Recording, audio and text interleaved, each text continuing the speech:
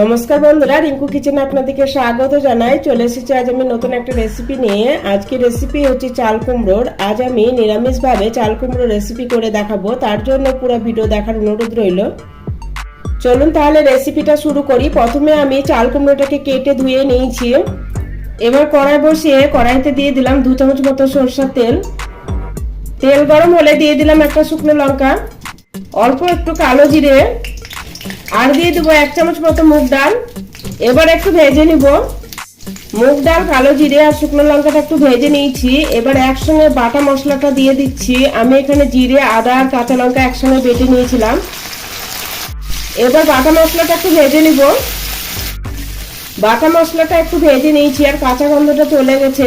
এবার এর মধ্যে দিয়ে দিচ্ছি আগে থেকে কেটে রাখা চাল কুমড়ো।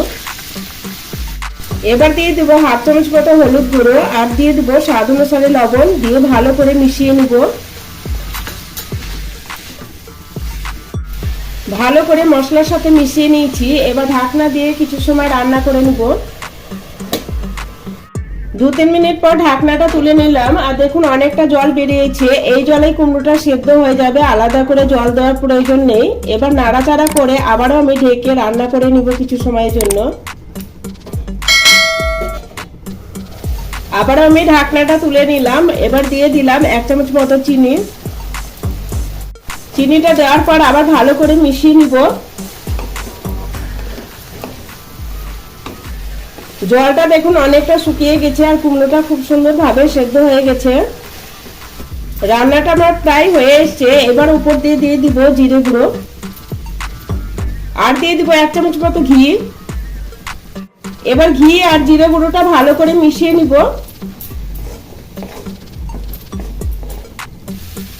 ঘি আর জিরে গুঁড়োটা ভালো করে মিশিয়ে নিয়েছি। তৈরি হয়ে গেল ঝটপট স্বাস্থ্যকর চাল কুমড়ো রেসিপি। এভাবে চাল কুমড়ো বানালে খেতে দারুণ হয়। এবার আমি একটা প্লেটের মধ্যে সার্ভ করে দিচ্ছি। রেসিপিটা ভালো লাগলে লাইক, শেয়ার, সাবস্ক্রাইব করে পাশে থাকার অনুরোধ রইল।